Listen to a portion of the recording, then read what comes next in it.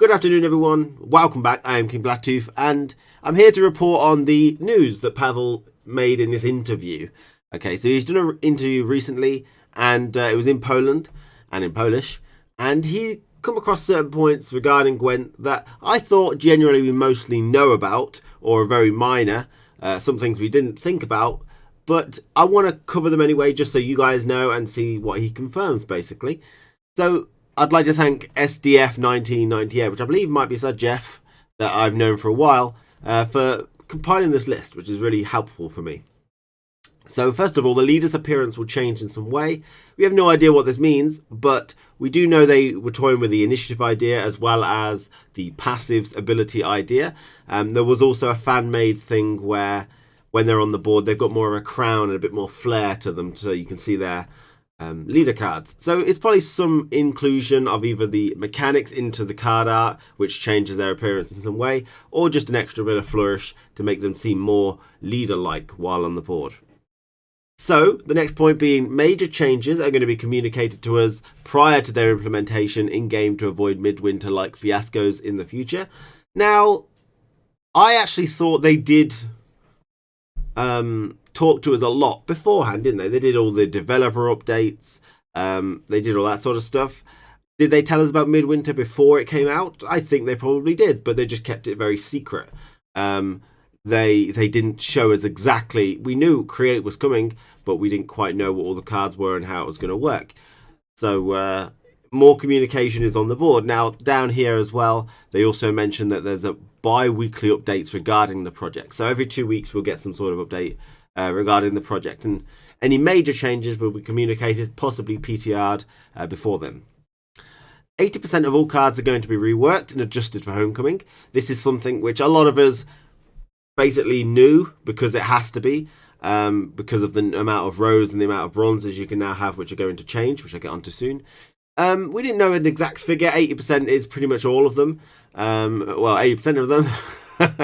But, you know, it really does make a massive impact. And if you start thinking about 2 rows and you start thinking about what cards already exist, they are going to have to change. Weather, probably going to have to change. Things like Lacerate, because obviously it's going to get more value because there's less rows for things to be spread out upon. Geralt Igni, you know, Hailstorm, all these things. So definitely 80% seems like a huge amount. It basically essentially is going to be a brand new game when it releases, basically. Gwent is going to be supported post-Cyberpunk launch.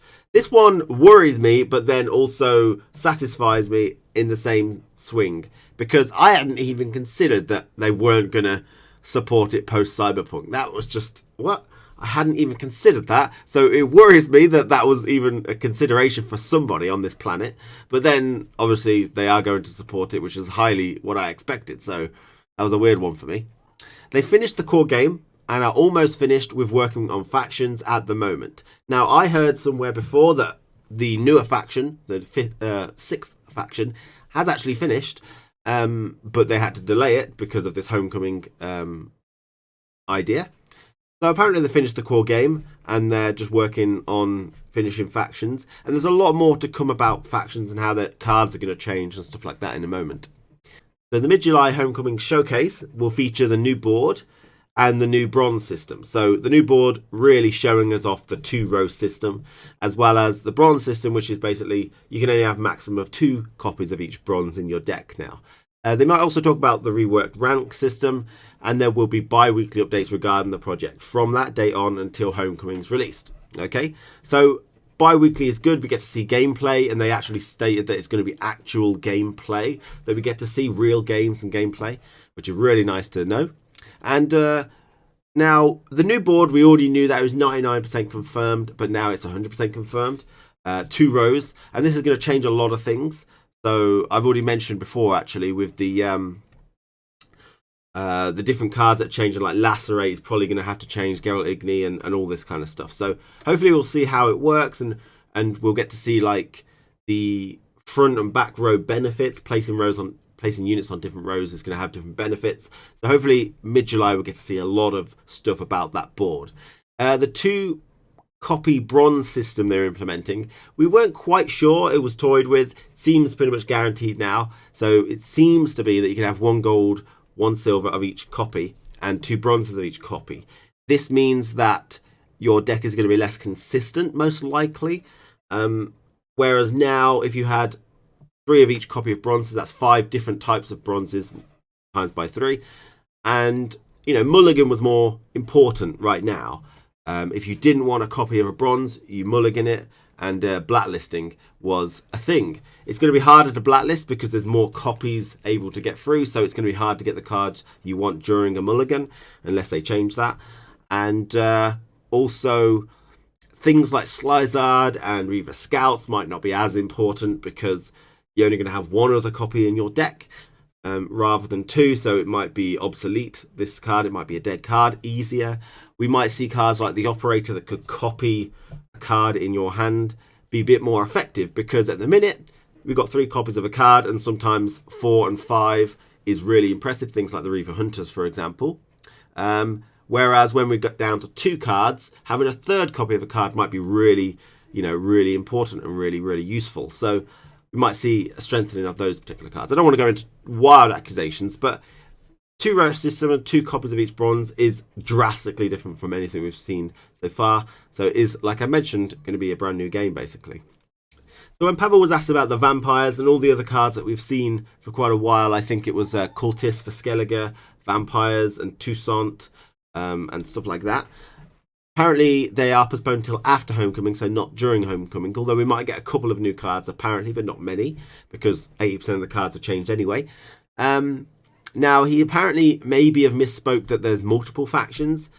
Let's not go too deep into that. We know there's 1 extra one, and it'll just be purely speculation that there's 2.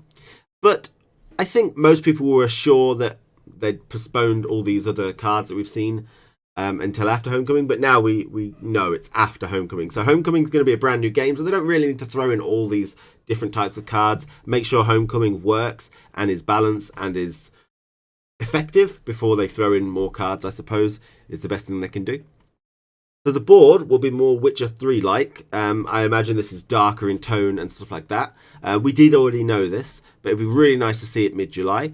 New camera angles is a weird thing to say, because that indicates there's more than 1. I was playing the Witcher adventure game, and that's got a really nice board, which you can actually move around, zoom in and out, and look around the board, and there's a lot of thematic stuff like coins and beer and stuff like that, which is really nice. So I'll be interested to see what these camera angles are. Maybe it'll switch from your side of the board to their side of the board a bit more effectively. I think one idea someone had was you don't really need to see the opponent's card when it's your turn, but there are some cases where you do, like reveal. So it'll be interesting to see what these camera angles are all about.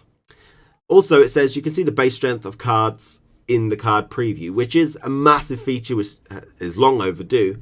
For PC players, we had the deck tracker, so we were quite lucky. But for PS4 and Xbox, it's a massive sigh of relief, because that is just absolutely necessary to play the game effectively, which is a shame for those people on those systems.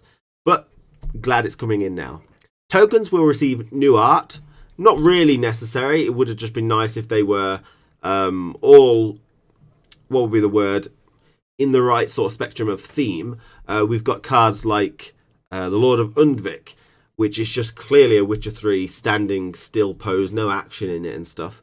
But okay, maybe that's so they can start to, I don't know if they're going to premium those up or not.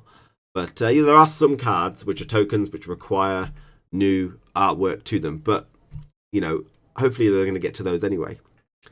Homecoming will feature new cards. So I said before, just a couple of new cards.